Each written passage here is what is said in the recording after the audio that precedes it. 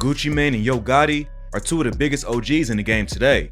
They both put on for their cities, and the music went even crazier when they worked together. But one small misunderstanding destroyed their whole relationship and sparked a wild beef that turned them against each other. Here's what went down.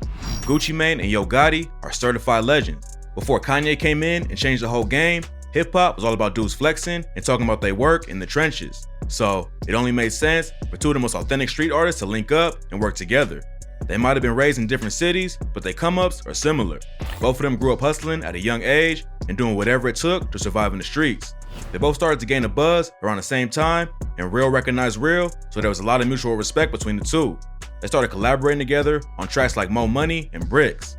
Fans went crazy for the singles, so Gucci and Gotti took it a step further and dropped a whole mixtape together called Definition of a G.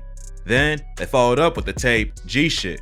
Everyone was feeling the music, and it seemed like Gucci and Gotti was about to take over the entire industry together.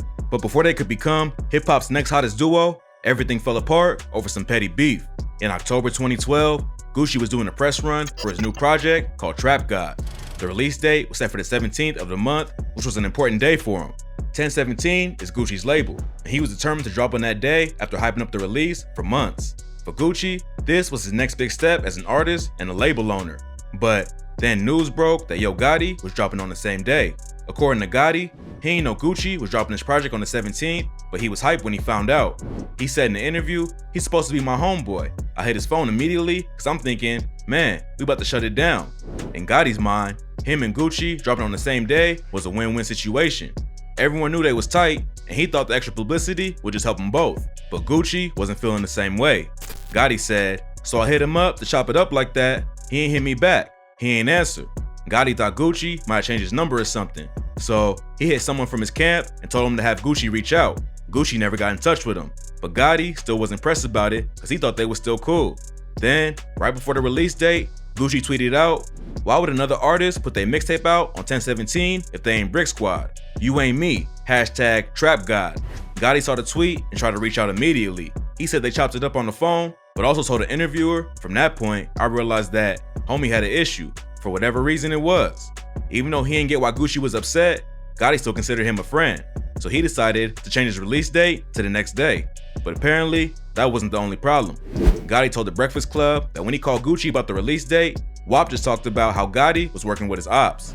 Gotti had just dropped a remix for his track Racks and featured T.I. and Jeezy. Everyone knows about Gucci and Jeezy's legendary beef, so he wasn't cool with Gotti working with a dude who allegedly sent shooters to his crib. Check out our video on Gucci Mane and Jeezy for a deep dive into this wild story. But Gotti wasn't the only one crossing sides to work with people. Gucci was tied with Young Dolph, who was one of Gotti's biggest ops before he was tragically killed in 2021. They collabed all the time and even dropped a project together in 2013. Go watch our video on the crazy beef between Gotti and Dolph for more info. WOP and Gotti hashed it out over the phone, and Gotti thought everything was cool. But what happened next will put an end to their partnership for good. Gucci hopped on a radio interview and said, my main problem with him is that he dropped his mixtape on 1017 and tried to ride my wave. Why would you drop it if you went on 1017? And when I call you as my partner to ask why you did it, you say, oh, I didn't know you were dropping the mixtape. So WOP obviously wasn't buying the story that Gotti ain't know about the release date beforehand. He'd been promoting the tape for months and thought there was no way Gotti ain't know about it. In his opinion, Gotti was trying to get some shine off his music.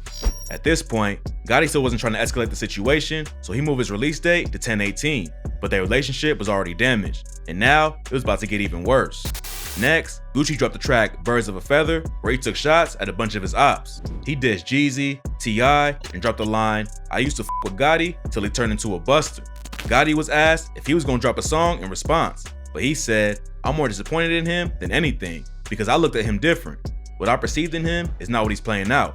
I thought you was a straight up, stand up guy, street type dude, and street dudes don't handle business like that.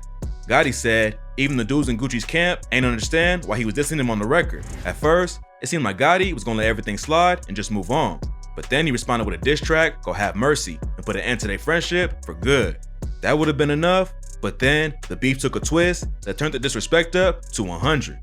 Gotti revealed in a Breakfast Club interview that he slept with Gucci's wife, Keisha Kayor, back when WOP was in jail over probation violation.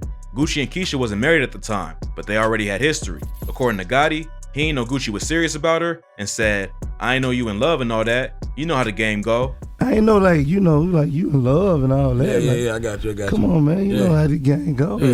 Around this time, Gucci's lean addiction was getting worse every day, and he started acting out. He went off on Twitter and sent shots at everyone. Yo Gotti, Jeezy, and T.I. all got dissed. Even Drake and Nicki Minaj. Gucci was starting to spiral out of control.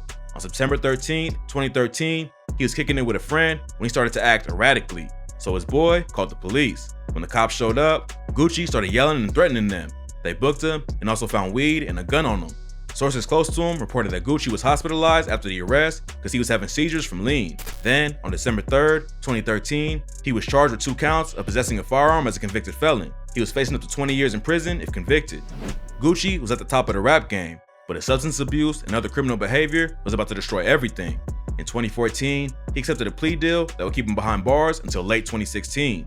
Getting locked up turned out to be the best possible outcome for Gucci. He quit lean and dropped 40 pounds in his first 2 months inside. Having his freedom taken away put everything into perspective. He wasn't locked up in a cushy white-collar kind of joint for celebrities. He was placed in a medium security prison that WOP called a place that's full of death, full of violence, full of despair. It motivated me to change my life because I'm never going back there. He ain't used his status as a celebrity to make things easier either. He told author Malcolm Gladwell, "I pride myself on just being a man. I didn't stand on the fact that I was a rapper. I stand on the fact that I'm Roderick Davis, the man, and I made everybody who dealt with me deal with me as Roderick Davis, the man. From the corrections officers, from the judge, from the lawyer, from federal prisoners." After he was released in May 2016, Gucci had a new shot at life. He was off the drugs, a new father, and 1017 was doing better than ever. But Yo Gotti was taking himself to the next level as well. His label Collective Music Group was signing all kinds of new talent, and he got into the real estate game too. But even though he was trying to live a more positive lifestyle, Gucci couldn't stay away from controversy completely. Apparently, he was still upset with Angela Yee from the Breakfast Club for asking Gotti about hooking up with Keisha Kayor back in the day. In 2019, he called her a punk ass and threatened to slap DJ Envy on sight. So I'm gonna confront him about what him and Angela did, and if he come at me wrong, I'm gonna slap the shit out of him. But they beef goes back further than that. In 2016, WAP went on the Breakfast Club and said Yee tried to hit him up.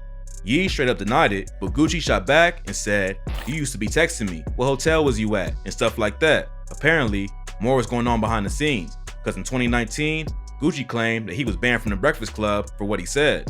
Yee addressed the rumors about her involvement with Gucci and denied them again. She said that Gucci was still mad about her interview. He's upset to this day, and I guess he felt some vendetta toward me. Later, Gucci came out and said he wasn't actually banned from the show, but claimed that they did not interviewing him every time he reached out. Then, in an interview with Charlemagne, he doubled down and said DJ Envy was afraid of him. He ain't had the nuts to come. I'ma confront him about what he and Angela did, and if he come at me wrong, I'ma slap the shit out of him. It ain't gonna be his first time getting slapped. DJ Envy responded on Instagram and made it clear he wasn't letting the threats get to him. The situation has cooled off over the last couple of years, but it don't look like Gucci will be back on the show anytime soon. Since getting out of prison, Gucci hasn't gone after Yo Gotti. It ain't clear exactly where they stand with each other, but for right now, it don't seem like they actively beefing. Gotti always acted like there was never a real issue anyway. He only got really involved after Gucci wouldn't let it go. Even when Gotti talks about smashing Keisha Kayor, it wasn't like he brought it up to disrespect Gucci. He was just answering the question truthfully. A lot of rappers would have flexed that in a diss track, but Gotti just said his piece and kept it pushing. Now that the situation has settled down, maybe these two will link up and drop new music. If Gucci can squash his beef with Jeezy, who allegedly tried to get him killed, he should definitely be able to forgive Gotti for releasing a mixtape on the same day as him.